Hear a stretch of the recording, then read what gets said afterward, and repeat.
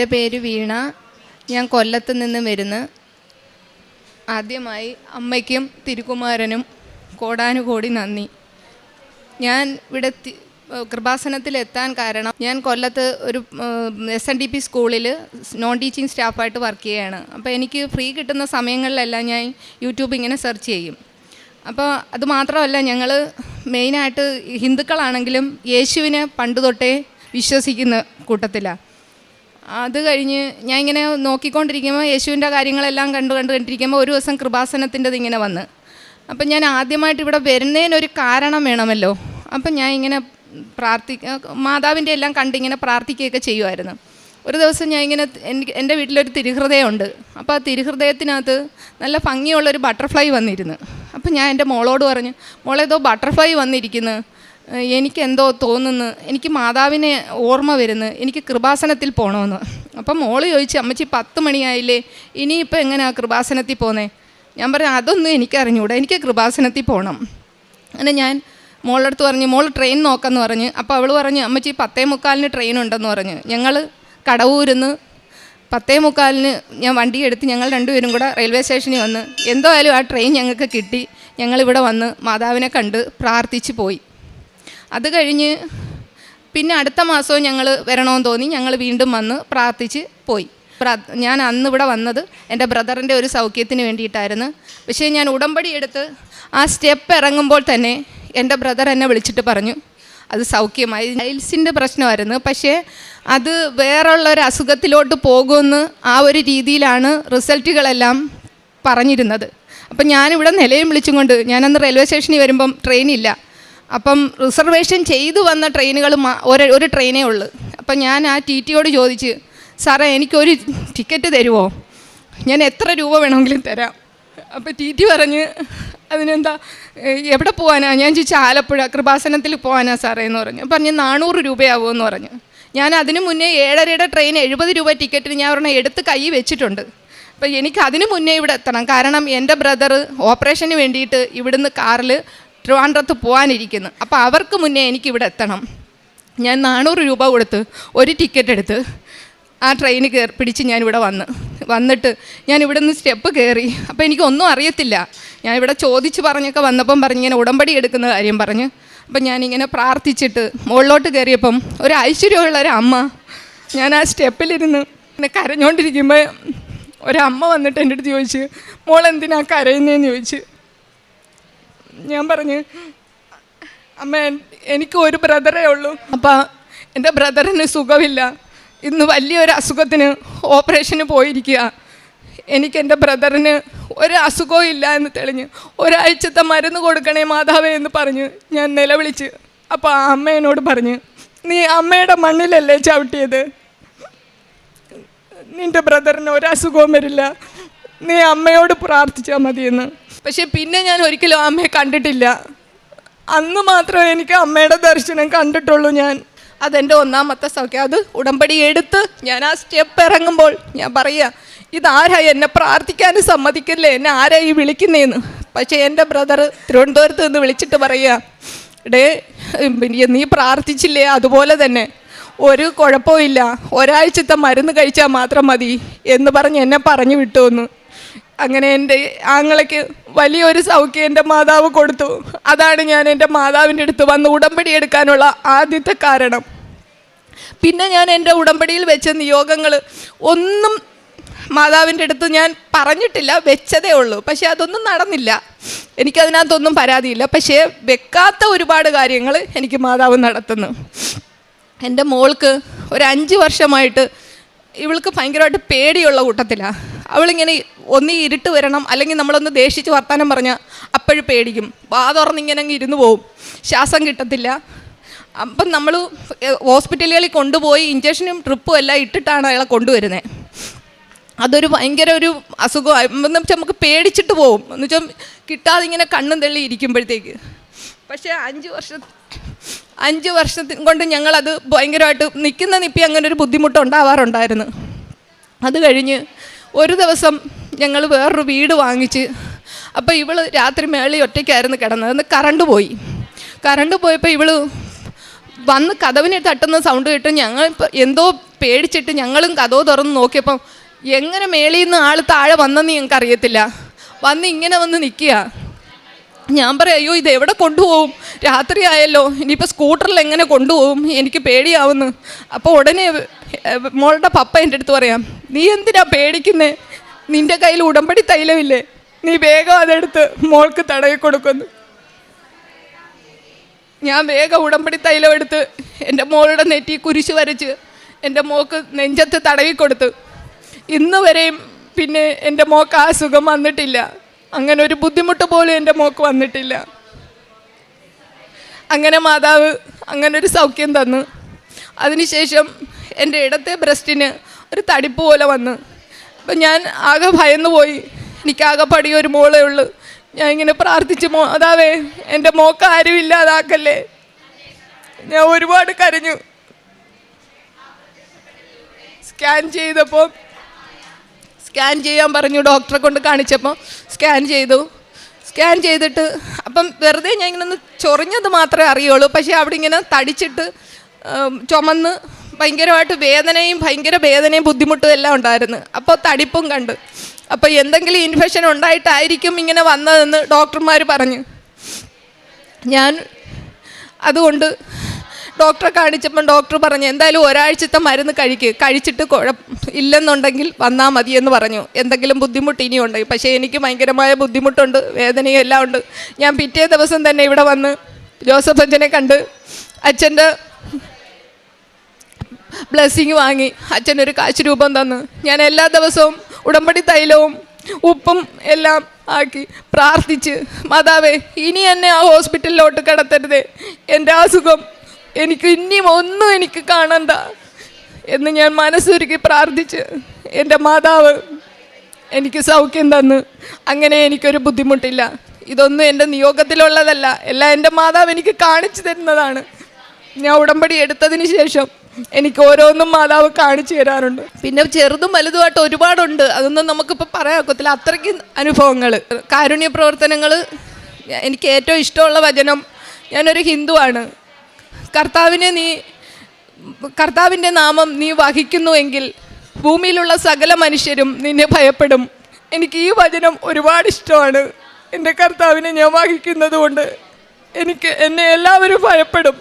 ആ ഒരു ചിന്തയിലാണ് ഞാൻ എപ്പോഴും നടക്കുന്നത്. കാരുണ്യ പ്രവൃത്തികൾ ഞാനിവിടെ 10 കെട്ട് പത്രം വരെ വാങ്ങിച്ചുകൊണ്ട് പോയ മാസങ്ങളുണ്ട്. അങ്ങനെ എല്ലാ മാസവും ഞാനിവിടെ വരാറുണ്ട്. 1-ൽ കൂടുതൽ പത്രങ്ങളാണ് ഞാൻ വാങ്ങിച്ചു കൊണ്ടുപോകാറുണ്ട്. പിന്നെ ഒരനാഥാലയത്തിലല്ല, എനിക്ക് തോന്നുമ്പോഴെല്ലാം ഞാൻ നിൽക്കുന്ന നിപ്പിൽ തന്നെ ഞാൻ അങ്ങ് അനാഥാലയങ്ങളിൽ പോവും. അവരെ കാണണമെന്ന് തോന്നുമ്പോഴെല്ലാം പോയി അവർക്ക് വേണ്ടുന്ന ഫുഡെങ്കിൽ അത് വാങ്ങിച്ചുകൊണ്ട് കൊടുക്കും, അതല്ല കാശാണെങ്കിൽ അത് കൊടുക്കും. പിന്നെ കൃപാസനത്തിൽ വരുമ്പം ഇവിടുത്തെ ചാരിറ്റിയിൽ ഞാൻ കാശ് അടച്ചിട്ടേ കയറാറുള്ളൂ. പിന്നെ ഞാൻ ഹോസ്പിറ്റലുകളിൽ പോകാറുണ്ട്.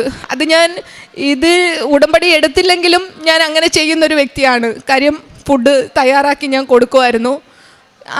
ആ വഴിയിലൊക്കെ ഇരിക്കുന്നവരെ കാണുമ്പം കൊടുക്കാറുണ്ട്. പക്ഷേ ഉടമ്പടി എടുത്തതിന് ശേഷം ഞാൻ ഫുഡ് ഉണ്ടാക്കി ഞാൻ തന്നെ പാചകം ചെയ്താണ്. ഞാൻ 12:30 ആവുന്നതിന് മുമ്പേ ഞാൻ ഹോസ്പിറ്റലിൽ പോവും. അവർ മേടിച്ച് കഴിക്കുന്നതിന് മുമ്പേ ഞാൻ കൊണ്ടുചെന്ന് അവർക്ക് എല്ലാവർക്കും കൊടുക്കാറുണ്ട്. പിന്നെ പത്രം കൊടുക്കാറുണ്ട്. പിന്നെ പത്രം കൊടുക്കുന്നത് ഞാൻ വേറൊരു സാക്ഷ്യം ഞാൻ കേട്ടിട്ടുണ്ട്. സ്കൂട്ടർ എടുത്തു കഴിഞ്ഞാൽ പ്രതിഷീകരണ പ്രാർത്ഥന വിശ്വാസ പ്രമാണം ചൊല്ലിപ്പോവും. അതുപോലെയാണ് എനിക്കും. പത്രവും കൊണ്ട് ഞാനിങ്ങനെ ഈ ലോകം മൊത്തവും പോകുമ്പോഴെല്ലാം ഞാൻ വിശ്വാസ പ്രമാണവും പ്രതിഷീകരണ പ്രാർത്ഥനയും ചൊല്ലിയേ ഞാൻ നടക്കാറ്. അതെനിക്കൊരു ബലമാണ്. അമ്മയുടെ പ്രതിഷീകരണ പ്രാർത്ഥന എത്രത്തോളം ചെല്ലുന്നോ എനിക്ക് അത്രയും സന്തോഷമാണ്. പിന്നെ പറയാതിരിക്കാൻ പറ്റത്തില്ല, എനിക്ക് ഭയങ്കര ദേഷ്യമായിരുന്നു. ഒന്ന് പറഞ്ഞ് പെട്ടെന്ന് ദേഷ്യം വരുന്ന സ്വഭാവമായിരുന്നു. ഇപ്പം സ്കൂളിലെല്ലാവരും ചോദിക്കുന്നത് ചേച്ചി തന്നെയാണോ ഇതെന്ന് ചോദിക്കാറുണ്ട്. അങ്ങനെ ഒരുപാട് മാറ്റം എനിക്ക് സംഭവിച്ചിട്ടുണ്ട്. ഇപ്പോൾ ആരെന്ത് സംസാരിച്ചാലും, മറ്റേതങ്ങനല്ല, എല്ലാവരും ഗ്രൂപ്പായിട്ടിരുന്ന് പരദൂഷണം പറച്ചിലായിരുന്നു. ഏത് സ്ഥാപനമായാലും അങ്ങനെയാണ്, ഫ്രീ കിട്ടുമ്പോൾ എല്ലാവരും പരദൂഷണം പറയാറുണ്ട്. പക്ഷേ ഇപ്പോൾ ആര് സംസാരിക്കാനിരുന്നാലും ഞാൻ അവരുടെ ഇടയിൽ ഇരിക്കാറില്ല. അങ്ങനെ സംസാരിക്കുന്നവരടുത്ത് അങ്ങനെ ചോദിക്കുകയും ചെയ്യാറുണ്ട്, എന്തിനാണ് അങ്ങ് പറയുന്നത്, അവരവരുടെ കാര്യം തിരക്കട്ടെ. ഇങ്ങനെ പറയാനുള്ളൊരു മനസ്സ് എനിക്കിപ്പോൾ കിട്ടിയിട്ടുണ്ട്. അങ്ങനെ ആരോടും പറയാതിരിക്കാനുമുള്ള മനസ്സും ശ്രമിക്കുന്നു. വായന ഹിന്ദുവാണ് ഞാൻ. എങ്കിലും ഇവിടെ ഉടമ്പടി എടുത്തത് മുതൽ എനിക്കറിയത്തില്ലായിരുന്നു. പിന്നെ ഞാൻ ബൈബിള് വാങ്ങിച്ചെന്ന് വെച്ചാൽ 1/2 മണിക്കൂറല്ല, എനിക്ക് എത്രയോ സമയം തോന്നുന്നോ അത്രയും സമയം ഞാൻ ബൈബിൾ വായിക്കാറുണ്ട്. പിന്നെ ഞാൻ ജപമാല, അത് ഫ്രീ ഒരുപാട് സമയം സ്കൂളിൽ കിട്ടാറുണ്ട്. അപ്പോൾ ആ കിട്ടുന്ന സമയമെല്ലാം ഞാൻ ഇത് ജപമാല ചൊല്ലിക്കൊണ്ടാണ് നടക്കുന്നത്. പിന്നെ ഒരു ആഴ്ച പോലും ഞാൻ ഉടമ്പടി അച്ഛൻ്റെ ധ്യാനം കാണാതിരിക്കത്തില്ല. കാരണം മൊബൈൽ ഫോൺ പോക്കറ്റിലിട്ടിട്ട് ഇയർഫോൺ കുത്തിക്കൊണ്ട് നടന്നാണ് ഞാൻ അച്ഛൻ്റെ ധ്യാനം കേൾക്കുന്നത്. HMO പ്രിൻസിപ്പൾ ആരെങ്കിലും വരുവാണെങ്കിൽ അത് ഊരി അങ്ങ് പോക്കറ്റിടും. അങ്ങനെയാണ് ഞാൻ ഉടമ്പടി ധ്യാനം കേൾക്കുന്നത്. കാരണം ചൊവ്വാഴ്ച ദിവസങ്ങളിൽ നമുക്ക് വർക്കിംഗ് ഡേ അല്ലേ. അങ്ങനെ ഒരു ദിവസം പോലും ഞാൻ മുടങ്ങാറില്ല. ആ ഉടമ്പടി ധ്യാനം ഞാൻ എൻ്റെ ഫോണിലുള്ള എല്ലാ ആളുകൾക്കും കഴിയുന്ന എന്ന് വെച്ചാൽ നമ്മൾ അവഗണിക്കുന്ന കുറച്ച് ആളുകളുണ്ട്, അവരോട് നമ്മൾ അത്ര ഇത് കാണിക്കാറില്ല. അല്ലാതെ നമ്മളെ ഇത് സ്വീകരിക്കുന്ന ഒരുപാട് പേരുണ്ട്, അവർക്കെല്ലാം ഞാനിത് അയച്ചു കൊടുക്കാറുണ്ട്. പിന്നെ അച്ഛൻ്റെ ഡെയിലി ബ്ലെസ്സിങ് കേട്ട് എല്ലാ ദിവസവും ഞാൻ 3 മണിക്കാണ് ഉണരുന്നതെങ്കിൽ ആ 3 മണിക്ക് ഞാനങ്ങ് അയക്കും. അപ്പോൾ പിറ്റേന്ന് ചെല്ലുമ്പം അവരൊക്കെ ചോദിക്കും, ഇയാൾക്ക് എന്താണ് ഉറക്കമില്ലയോ എന്ന് ചോദിക്കും. കാര്യം ഞാൻ ഉണരുമ്പോഴേ എടുക്കുന്നത് ഇന്നത്തെ എൻ്റെ ബൈബിൾ വചനം എന്താണ്, ഇന്ന് ഞാൻ എങ്ങനെയാണ് ജീവിക്കേണ്ടതെന്ന് ആ ബൈബിള് വചനം നോക്കിയിട്ടാണ് ഞാൻ. അപ്പോൾ എന്തെങ്കിലും വിഷമമുള്ളതെന്ന് ഞാൻ പറയോ മാതാവേ എന്ത് ഞാൻ ചെയ്തോ വല്ല തെറ്റും ചെയ്തോ എന്ന് ഞാൻ ചോദിക്കും. എനിക്ക് അനുകൂലമല്ലാത്തൊരു വചനം കിട്ടിയാൽ ഞാൻ ചോദിക്കും, ഇന്ന് എന്താണ് മാതാവേ ഇങ്ങനെ വന്ന്, ഞാൻ എന്തെങ്കിലും തെറ്റ് ചെയ്തോ എന്ന് ചോദിക്കും.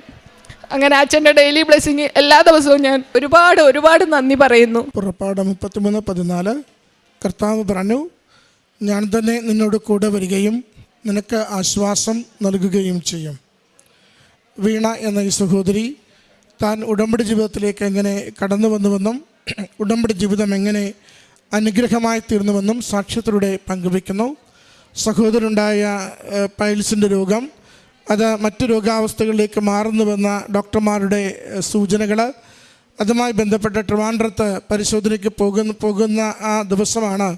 അതിനു മുമ്പ് അമ്മയുടെ തിരുനടയിൽ ഓടിയെത്തി ഉടമ്പടി എടുത്ത് ആ സഹോദരന് വേണ്ടി പ്രാർത്ഥിക്കണം, അമ്മ മാതാവിനെ സഹോദരനെ ഏൽപ്പിക്കണമെന്ന ആഗ്രഹത്തോടു കൂടി സഹോദരി പറയുന്നുണ്ട്. 70 രൂപയുടെ ടിക്കറ്റ് 400 രൂപയ്ക്ക് എടുത്ത് അമ്മയുടെ തിരുനടയിലേക്ക് ആദ്യമായി ഓടി വരുന്ന വിഷയം. അത് ഉടമ്പടി ക്ലാസ് കൂടി ഉടമ്പടി എടുത്ത് പ്രാർത്ഥിച്ച് തിരികെ ഇറങ്ങുമ്പോൾ തന്നെ ആശുപത്രിയിൽ നിന്നും സഹോദരിക്ക് ആ സൗഖ്യപ്പെടലിൻ്റെ വാർത്ത ലഭിക്കുകയും ചെയ്യുന്നു. അത് ഗുരുതരമായ യാതൊരു വിഷയവുമില്ല. ഇവിടെ പ്രാർത്ഥിക്കുമ്പോൾ സഹോദരി പറയുന്നുണ്ട്, ഒരാഴ്ചത്തെ മരുന്നും കൊണ്ട് മാറുന്ന രീതിയിൽ ആ വിഷയം മുഴുവനും മാറ്റിത്തരണമെന്നാണ് മാതാവിനോട് പറയുന്നത്. അതുതന്നെ ആശുപത്രിയിൽ ഡോക്ടർ നിർദ്ദേശിക്കുകയും അതിലൂടെ സഹോദരൻ്റെ ആ സൗഖ്യാനുഭവമാണ് ഉടമ്പടി ജീവിതത്തിൽ കൂടുതൽ ബലപ്പെട്ട് നിൽക്കുവാൻ, ആഴപ്പെട്ട് നിൽക്കുവാൻ സഹോദരിയെ സഹായിക്കുന്നത്. പിന്നീട് ഉടമ്പടി ജീവിച്ച് തീഷ്ണതയോടുകൂടി ഉടമ്പടിയുടെ ഓരോ കാര്യവും ചെയ്യുന്നതിന്, മറ്റുള്ളവരോട് സൗഖ്യാനുഭവങ്ങൾ പറയുന്നതിന്, പ്രേക്ഷിത പ്രവർത്തനം സന്തോഷത്തോടെ മറ്റെല്ലാ ഇടങ്ങളിലും ചെയ്യുന്നതിനുള്ള ഒരു നല്ല ജീവിതം, നല്ല ഉടമ്പടി ജീവിതമാണ് നയിച്ചുകൊണ്ടിരുന്നത്. സഹോദരി പറയുന്നുണ്ട്, ഞാൻ എഴുതിയിട്ട എൻ്റെ നിയോഗങ്ങൾ സാധിക്കുന്നില്ലെങ്കിലും അമ്മ മാതാവ് കൂടെയുള്ള അനുഭവങ്ങൾ എനിക്ക് നിരന്തരം തന്നുകൊണ്ടിരുന്നു. അങ്ങനെയാണ് മകളുടെ വിഷയം അവതരിപ്പിക്കുന്നത്. മകള് ഇങ്ങനെ ഒരു ദിവസം ശ്വാസം മുട്ടി ഇങ്ങനെ ശ്വാസമെടുക്കാനാവാതെ പ്രയാസപ്പെട്ട് രാത്രിയിൽ വന്ന് വാവിളിച്ച് സ്തംഭിച്ച് നിൽക്കുമ്പോൾ എന്ത് ചെയ്യണമെന്നറിയാതെ പരിങ്ങുമ്പോൾ ജീവിത പങ്കാളി പറയുന്നുണ്ട്, ആ ഉടമ്പടി തൈലം പൂശി പ്രാർത്ഥിക്കുന്ന. ഇങ്ങനെ ഭയപ്പാടുള്ളൊരു മകളാണ്.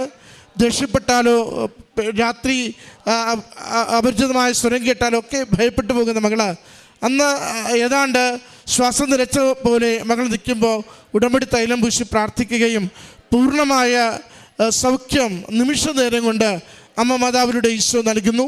പിന്നീട് ഇന്ന് വരെയും ഭയപ്പാടോ അത്തരം വിഷയങ്ങളോ ഒന്നുമില്ലാതെ മകൾ പൂർണ്ണമായ ആരോഗ്യത്തിൽ, സൗഖ്യത്തിൽ ജീവിതത്തെ മുന്നോട്ട് നയിക്കുകയും ചെയ്യുന്നു. പ്രിയമുള്ളവരെ, ഉടമ്പടി ജീവിതം നമുക്കെപ്പോഴും 1 സംരക്ഷണമാണ്, 2 ബലപ്പെടുത്തലാണ്, 3 നമുക്ക് വിചാരിക്കുന്നതിനപ്പുറമുള്ള കാര്യങ്ങൾ വേഗത്തിൽ നേടിത്തരുവാൻ കൃപയുള്ള, ശക്തിയുള്ള പ്രാർത്ഥനാ ജീവിത രീതിയുമാണ്. അതുകൊണ്ട് തന്നെ ഉടമ്പടിയിലായിരിക്കുക എന്ന് പറയുമ്പോൾ അമ്മ മാതാവിൻ്റെ കൺവട്ടത്തായിരിക്കുക എന്നുകൂടി അർത്ഥമുണ്ട്. നമ്മൾ ഓരോരുത്തരും അമ്മ മാതാവിൻ്റെ കൺവട്ടത്താണ്. അമ്മ നമ്മളെ നോക്കുമ്പോൾ നമ്മൾ അമ്മയെ നോക്കിയാണ് ജീവിക്കുന്നതെങ്കിൽ, അതായത് ഉടമ്പടി വിശ്വസ്തതയിലാണ് ജീവിക്കുന്നതെങ്കിൽ നമ്മുടെ ഏതൊരു നിയോഗത്തെയും സമയച്ചുരുക്കത്തിൽ നമുക്ക് അനുഭവിക്കുവാനായിട്ട്, അനുഗ്രഹമായി അനുഭവിക്കുവാൻ സാധിക്കും. സഹോദരി പറഞ്ഞ 2 സാക്ഷ്യവും നിമിഷം കൊണ്ട് അമ്മയുടെ സാന്നിധ്യവും അനുഭവവും അനുഗ്രഹവും ലഭിക്കുന്നതാണ്. നമ്മുടെ ജീവിതങ്ങളെ, അതിൻ്റെ എല്ലാ വിഷയങ്ങളെയും അമ്മ മാതാവിൻ്റെ കരങ്ങളിൽ സമർപ്പിച്ച് ഈശോയിലൂടെ സമയഘടികാരം നെഞ്ചിൽ ചാർത്തി പ്രത്യക്ഷപ്പെട്ട അമ്മ സമയച്ചുരുക്കത്തിൽ നമ്മുടെ ജീവിത വിഷയങ്ങൾക്ക് പരിഹാരം നൽകണമേ എന്ന് പ്രാർത്ഥിക്കാം. നമ്മുടെ ഏതൊരു വിഷയവും അമ്മ ഏറ്റെടുത്ത് ഈശോയിൽ നിന്ന് അനുഗ്രഹമാക്കി തരട്ടെ. ഈ കുടുംബത്തിൽ ലഭിച്ച ഈ നന്മകൾക്ക് അമ്മ മാതാവിനും തിരുക്കുമാരനും നന്ദി പറഞ്ഞ് കരങ്ങളടിച്ച് സാക്ഷ്യം സമർപ്പിക്കാം. അത്യപൂർവ ദൈവാനുഭവങ്ങൾ ഇനി നിങ്ങൾക്കും സ്വന്തം. ഈ യൂട്യൂബ് ചാനൽ ഇതുവരെ സബ്സ്ക്രൈബ് ചെയ്തിട്ടില്ലെങ്കിൽ ഇപ്പോൾ തന്നെ സബ്സ്ക്രൈബ് ചെയ്യുക. ഈ വീഡിയോ ഇപ്പോൾ തന്നെ നിങ്ങളുടെ സുഹൃത്തുക്കൾക്ക് ഷെയർ ചെയ്തുകൊണ്ട് കർത്താവിൻ്റെ പ്രേക്ഷിതരാകുക.